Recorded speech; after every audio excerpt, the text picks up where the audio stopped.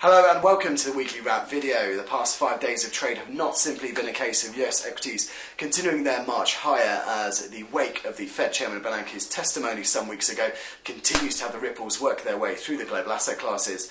A lot of focus has been on Japan as the Nikkei 225 marks its first monthly downward trend since July of last year, as the Bank of Japan's QQE program has now failed to keep underpinning those Japanese stock gains.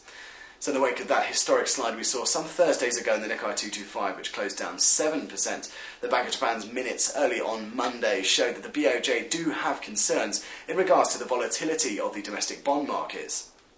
So in response to this, they've held meetings with market participants on how to gauge market conditions, and the result of that being that they could increase the frequency and decrease the quantity of their bond purchase operations. So we'll see if that does continue to soothe the JGB market in the upcoming months. As such, the yen has strengthened across the week, with the dollar-yen currency pair starting above the 102.50 mark early on Monday, however closing well towards that 100 handle, so losing as much as 250 pips just across the last 5 days.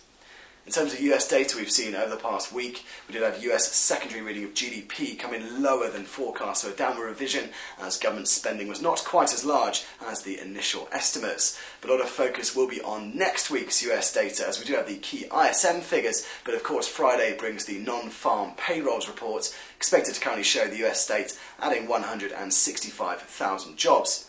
In terms of that key unemployment rate though, that's expected to remain unchanged at 7.5%, so that's likely to be the next large window into the Fed's quantitative easing program, as they continued will they or won't they taper their program does continue to get tossed around and mulled by market participants.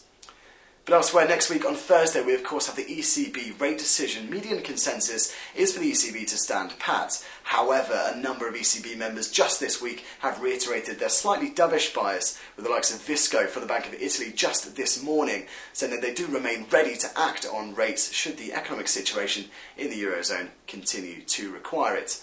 As such, the future of European borrowing costs and the European currency itself likely to hinge on any further comments as we head in towards that Thursday rate announcement. But on quite a sad note, this Thursday next week does bring Mervyn King's final rate decision at the helm of the MPC at the Bank of England. So they are expected to keep their monetary policy on hold, with rates at record lows and the asset purchase programme at £375 billion. So of course we'll bring you all those releases as soon as it hits the wires, as well as any other relevant commentary to your trading.